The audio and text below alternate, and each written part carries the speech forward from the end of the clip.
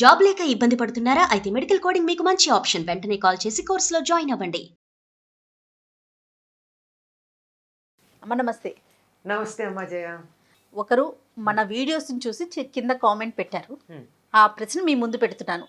ఏంటంటే, ఒక వ్యక్తి యొక్క సంపాదన మీద భార్యకి పిల్లలకి హక్కు ఉంటుందా, లేదంటే తల్లిదండ్రులకి హక్కు ఉంటుందా? అది అతను జీవించి ఉండగానే అంతే అని అనుకుందాం. అయితే అతడు లేని సందర్భం గనక అయినట్టయితే ఏ కారణంగా అన్నా అతడు బిల్లు ఏది రాస్తే దాని ప్రకారం ఉంటుంది. కానీ మన సనాతన ధర్మాన్ని అనుసరించి తల్లిదండ్రులు పిల్లల ఆస్తులని అనుభవించకూడదు. వృద్ధాప్యంలో వాళ్ళని పోషించటం వేరు, వాళ్ళ సంపాదన నాది అని అనడం వేరు. రెండింటికి తేడా లేదు లేదా? ఉంది కదమ్మా. అది అంచేత ఎప్పుడూ కూడా ప్రవాహం పైనుంచి కిందకు ఉంటుంది తప్ప ఎదురెళ్ళదు. తల్లిదండ్రుల నుండి పిల్లలకి రావాలి, అంతే కదా. వీళ్ళ నుంచి పిల్లలకి వెళ్ళాలి, వీళ్ళ పిల్లలకి వెళ్ళాలి, అది ధర్మం. లేదు, పరిస్థితులు ఏదైనా భిన్నంగా ఉండి సరిగ్గా లేనప్పుడు తల్లిదండ్రులని పోషించటం కుమారుడి బాధ్యత అవుతుంది తప్ప అతడి సంపాదన వాళ్ళదవుతుంది అని నాకు తెలిసి ధర్మశాస్త్రాల్లో అట్లా లేదు. ఎంతసేపు విత్తం ఆర్జించినటువంటి దాని గురించి చెబుతూ స్వార్జితం ఉత్తమం అన్నారు. ఉత్తమమైనటువంటి ధనం ఏదయ్యా అంటే స్వార్జితం. మధ్యమం పిత్రార్జితం, తల్లిదండ్రుల నుంచి తాను పొందింది మధ్యమం. అధమం స్త్రీధనం. ఇవే విత్తం చెప్పారు కానీ సంతాన ధనం అని ఎక్కడా లేదు. సంతానం నుంచి పొందొచ్చా అన్నది లేదు. కనుక అది ఎవరికి వెళ్ళాలి అంటే మీకు అర్థమైపోయింది, ధర్మశాస్త్రాలను అనుసరించి అట్లా ఉంది. కానీ తల్లిదండ్రుల్ని పోషించే బాధ్యత మాత్రం కొడుకుదే, అందులో అనుమానం ఏం లేదు. కానీ ఆస్తి సంపాదన దగ్గరికి వచ్చేటప్పటికి నా కొడుకు సంపాదన నాది అనేటటువంటిది అనే అవకాశం లేదు నాకు తెలిసి. ఇక భార్యదంటారా, అసలు భార్యకి భర్తకి విడివిడిగా ఏముందండి? భర్త సంపాదన భార్యది కదా, భార్య సంపాదన భర్తది కదా. ఈ కుటుంబము పోషణ సమస్తం ఇద్దరికి సంబంధించిందే అవుతుంది. ఇక్కడ సంపాదన విషయం ఇట్లా ఉంటే తల్లిదండ్రులు అమ్మాయికి పసుపు కుంకంగా ఇచ్చినటువంటి సొమ్ము ఏదైతే ఉందో అది మాత్రం భర్తకి చెందదు. స్త్రీధనం అంటాం, అది స్త్రీధనం అని. ఆ స్త్రీధనం ఆవిడికే ఉంటుంది. ఆవిడ తదనంతరం కుమార్తెలు ఉంటే కుమార్తెలకి, లేకపోతే ఆవిడ ఉన్నంతకాలం ఆవిడ హాయిగా ఖర్చు పెట్టుకోవచ్చు. ఇప్పుడు ఉదాహరణకి ఒక దేవాలయానికి వెళ్ళినప్పుడు భర్త ఏదో వేస్తాడు అక్కడ పళ్ళెంలో, ఈవిడ నాకు ఇస్తారండి 10 రూపాయలు అని అడగాలి, ఈవిడ సంపాదన లేకపోతే. అలా అవసరం లేదు. స్త్రీధనం ఉందిగా, పుట్టింటి నుంచి వచ్చింది, హాయిగా యథేచ్ఛగా తను వాడుకోవచ్చు. భర్తకి దాని మీద అధికారం లేదు. అలా తను వాడుకోగా మిగిలింది ఏదన్నా ఉంటే అది కుమార్తెలుంటే కుమార్తెలకి, లేని ఆవిడ ఇంకెవరికన్నా ఇస్తానంటే వాళ్ళకి, ఆవిడ యథేచ్ఛ. లేదంటే మిగిలిపోతే ఎవరుంటే వాళ్ళకి, అట్లా ఉంటుంది. కానీ భర్త సంపాదన భార్యకి మాత్రం చెందుతుందండి, పిల్లలకు కూడా చెందుతుంది. అంటే నా స్వార్జితం నేను మీకు ఇవ్వను అని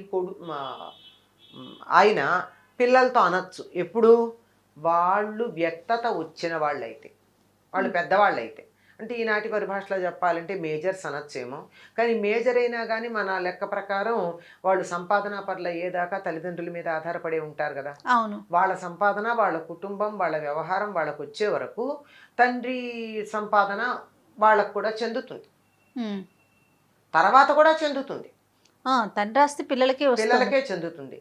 లెక్క ప్రకారం ప్రస్తుతం ఉన్న చట్టం ప్రకారం ఎట్లాగంటే, ఒక ఆయన ఒకవేళ ఏ బిల్లు రాయకుండా కాలం చేస్తే భార్య పిల్లలు ఎంతమంది ఉంటే అంతమందికి సమానంగా ఆస్తి విభజించబడుతుంది. 2 పిల్లలు ఉన్నారనుకోండి, 3 భాగాలు చేసి ఒక వంతు భార్యకి, ఒక వంతు ఒక సంతానానికి, ఇంకో వంతు ఇంకో సంతానానికి ఇస్తారు. ఆ విధంగా చెందుతుంది. అంతేగాని ఇక్కడ తల్లిదండ్రులకు ఇవ్వమని ఎక్కడ ఇంతవరకు ఏ చట్టంలో లేదు. కాకపోతే తల్లిదండ్రులకు వేరే ఆధారం లేక వాళ్ళు ఈ బిడ్డ మీదే, ఈ కొడుకు మీదే ఆధారపడి ఉంటే వాళ్ళ పోషణ కొంత ఇవ్వడం అన్నది నైతికమైనటువంటి బాధ్యతే కానీ చట్టంలాగా మనం చెప్పడానికి లేదు. కానీ నైతిక బాధ్యత, నైతిక తల్లిదండ్రుల్ని పోషించడం నైతిక బాధ్యత. అసలు బాధ్యత ఏమిటి? అసలు కర్తవ్యం. చేయకపోతే వాడు మనిషి కాదు. తల్లిదండ్రులను పోషించకపోతే కరెక్ట్ మాట అమ్మా, అసలు మనిషే కాదు. మనం మనుషుల గురించి మాట్లాడుకుంటున్నాం కనుక పోషించడం అనేది బాధ్యతే అవుతుంది. ఒకవేళ ఏ కారణంగా అకాలంగా అతడు లేకుండా పోతే మరి భర్త యొక్క ఆస్తి అనుభవిస్తోంది భార్య, ఆ కోడలే అత్తమామల్ని చూసుకోవాలి. ఖచ్చితంగా. డబ్బు ఒకటేనా? ఆస్తిలో వాళ్ళకి ఇచ్చారు, వాళ్ళని చూసుకోవడం కదా ప్రధానం. డబ్బు కాదు అక్కడ ప్రధానం, చూసుకోవడం అనేది ప్రధానం. అందువల్ల ఆ లెక్కలో చూడాల్సి ఉంటుంది. ఇక ఆస్తి ఎవరికి ఎంత భాగం ఇవ్వాలన్నది అతడు స్వార్జితం గనక అయినట్టయితే తన ఇష్టం వచ్చినట్టు రాయొచ్చు. ఇందులో ఎందుకంటే తప్పనిసరిగా స్వార్జితానికి సంబంధించి అడిగిన ప్రశ్న. ఎందుకంటే తల్లిదండ్రులు అనే మాట రాగానే పిత్రార్జితం ఇతడికి వచ్చింది లేదని తెలుస్తోంది కదా. అవును, అతని స్వార్జితానికి.